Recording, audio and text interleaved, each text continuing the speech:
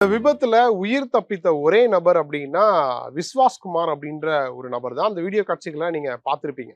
இன்னைக்கு கூட அதோட புது வீடியோ ஒன்று ரிலீஸ் ஆயிருக்கு. இப்போ இவர் பயணித்த அந்த ஃப்ளைட்டோட சீட் நம்பர் என்ன அப்படின்னு பார்த்துக்கிட்டீங்கன்னா 11A. இந்த 11A இப்ப பேசு பொருளா இருக்கு. ஏன் அப்படின்னா 1998ஆம் ஆண்டு டிசம்பர் 11ஆம் தேதி, அதுவுமே 11 தான், டிசம்பர் 11ஆம் தேதி தாய்லாந்தின் பாங்காங் நகரில் இருந்து சூரத்தானி நோக்கி சென்ற விமானம் விபத்துல சிக்கியிருக்கு. அந்த விமானம் சூரத்தானி விமான நிலையத்துல தரையிறங்கும் போது நிலை தடுமாறி சதுப்பு நிலத்துல விழுந்தது. பட் அந்த டைம்ல நடந்த விபத்துலையும் இந்த ஃபிளைட்ல, அதாவது விபத்துக்குள்ளான ஃபிளைட்ல 11A சீட்ல டிராவல் பண்ண பாடகர் ருவாங் சாக் அப்படின்ற நபர் மட்டும் உயிர் பிழைச்சிருக்காரு. அதுவும் எப்படின்னா, இந்த எமர்ஜென்சி எக்ஸிட் வே இருக்கும் இல்லையா, அந்த வே வழியா கீழே குதிச்சு உயிர் தப்பிருக்காரு. கிட்டத்தட்ட 26 வருஷம் கழிச்சு அதே மாதிரியான ஒரு விமான விபத்து, அதே மாதிரின்னு சொல்லிட முடியாது, அதை விட ரொம்ப பயங்கரமான ஒரு விபத்துன்னு தான் சொல்லணும்.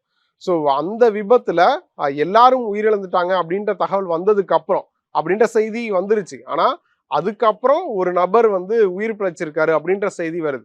அந்த நபர் டிராவல் பண்ண சீட்டுன்னு பார்த்துக்கிட்டீங்கன்னா 11A. ஸோ நான் ஆல்ரெடி சொன்ன மாதிரி இன்னைக்கு இவர் நடந்து வர புது வீடியோ ஒன்று வெளியா இருக்கு. இந்த சீட்டு எங்க ஃபிளைட்ல இருக்கும் அப்படின்னா எமர்ஜென்சி கதவுகளுக்கு பக்கத்துல இருக்குமா. இன்னொன்னு, விமானத்தையும் அதோட ரெக்கைகளையும் இணைக்கும் பகுதியில இந்த சீட் இருக்குமா.